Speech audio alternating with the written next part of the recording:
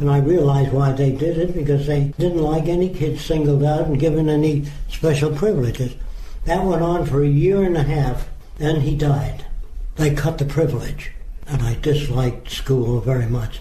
So I played hooky. I was out for 2 months and a week. And the tune officer was sitting in front of my house on the stoop waiting for me. He said, "You haven't been to school for 2 months." I said, 2 months and a week. So he said, "What do you do when you're not in school?" I said, "I go to the public library, I go to the science museum, and I read what I want to read." He said, "Well, what's the matter with school?"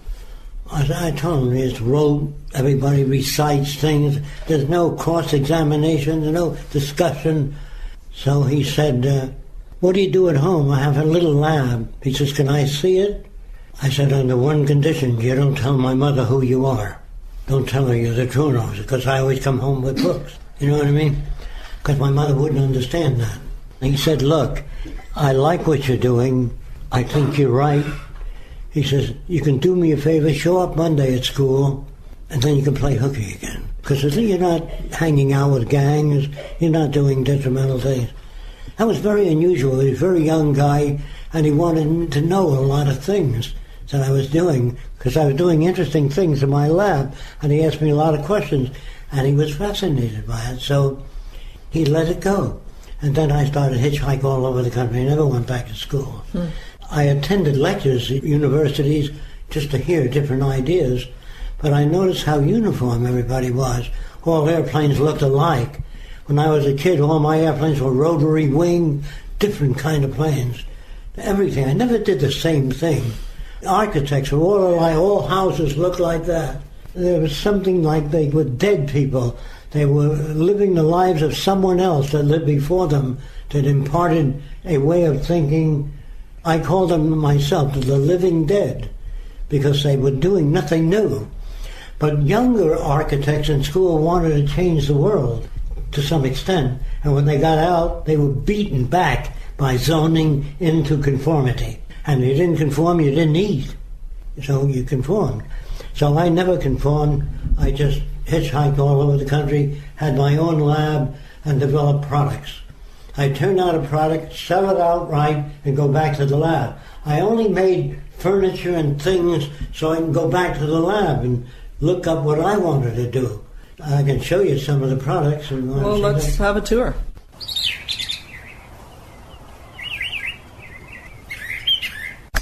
Oh my, this will give you some idea. This is what we want to do in Africa, okay? I made these bottles. This has inertial wheels in it, so it won't move like a toy. It moves like a big machine, see? And this machine can change its shape, and it uses lasers and melts the earth underneath it into obsidian. So you don't need to mix concrete, and you move 15 miles an hour making a canal in Africa. Then you bring in salt water from the sea. Then you lower this gadget over the water, and the water evaporates and you get drinking water.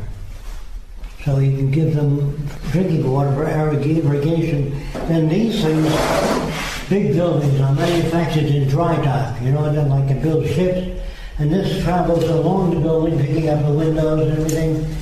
And then when the building is finished, we flood the dry dock with water and bring the building to the site, floated there. Then we use water jets under the building. And the water jets permit you to use 1 pound of force and it'll move 1 ton of weight.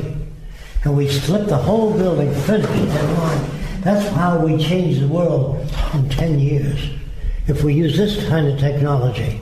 This is providing motion pictures. We build all this stuff to get the effects we want. And we use this kind of thing for helicopters flying. We put an airplane on this and it travels across the scene. We have to make all this stuff. And that's what we do with money. If you come over here, I think I told you I was against the space program. Until the nations learn to live together in peace, we go off on a joint venture and explore space. But if you don't do that, you're going to have nuclear weapons out there. I think we may already have them. And I was against going to Mars. You know what terraforming is? There are engineers today that are terraforming, theoretically, other planets to make them habitable. That's wrong. While this one's falling apart, first save the Earth, otherwise you'll have nothing, And I wanted to put like 8 of these between the Earth and Mars with oxygen spare parts, so if anything damaged your equipment, you didn't have to come all the way back to the Earth for many months. And I wouldn't send man into space until we had stuff like this above the moon, so we had additional oxygen and spare parts. So all of this stuff, this retracts into that and retracts so men don't have to screw things together in space. Compressed air blows them together like a bellows. And these are space stations. I don't want people in space. I want them on Earth where they mix chemicals together and control everything in here. You don't need people out there. You got to bring food and shower material and water, and that they can't survive. So they should be remotely controlled. What good is space? You can do chemical experiments you can't do on Earth. Gravity doesn't permit you to do it. So you can do. So all of those robots are for kids to see the type of machines of the future. This is like a double dome, and this is a tri-dome, 3 domes. Basic structure of what's inside the steel. There's a framing where all the lines go down to the ground. So all the stress is always going down to the ground. You see, it's not just randomly laid out. And so then for the underdeveloped countries, we would make a prefab unit with a shower, sink, and toilet all in one. And the water comes out of a slot. So it comes out like a ribbon that'll cut the soap off your hand. A stream of water is wasted. 40% of the water is wasted. You know what I mean by like a ribbon? Mm-hmm. Okay, because it's a slot there.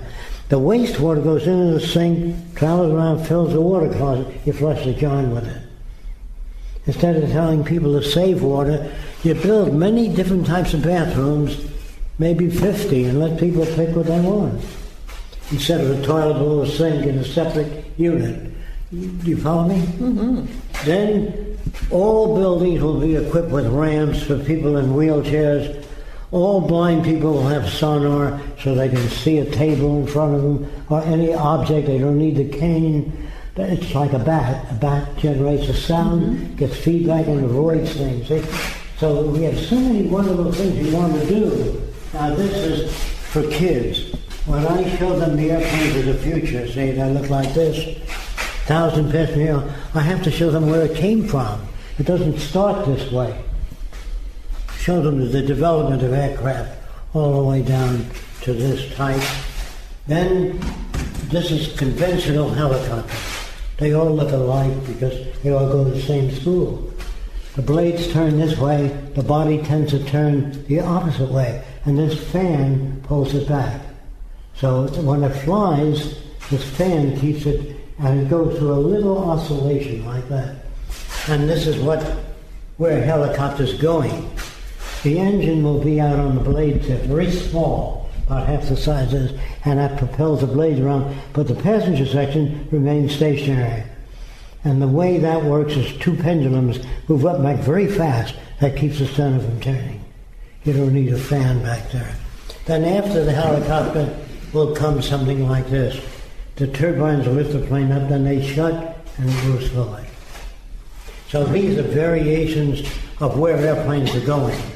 This is other types of flying wings, the whole story of where they're going. And you see the rudder on this? This is when we outgrow the need for a rudder. To tell kids that there's no final frontiers, no best airplane. There's only the best you can do up to now with what we know. So that goes for government, it goes for all aspects of society.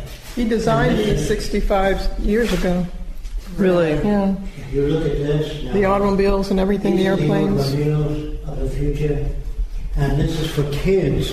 When kids come here, I got to get them interested. So I say, these cars can't hit one another.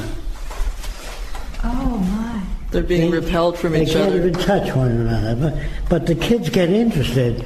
And that's my aim. My intention is to get them interested in solving problems.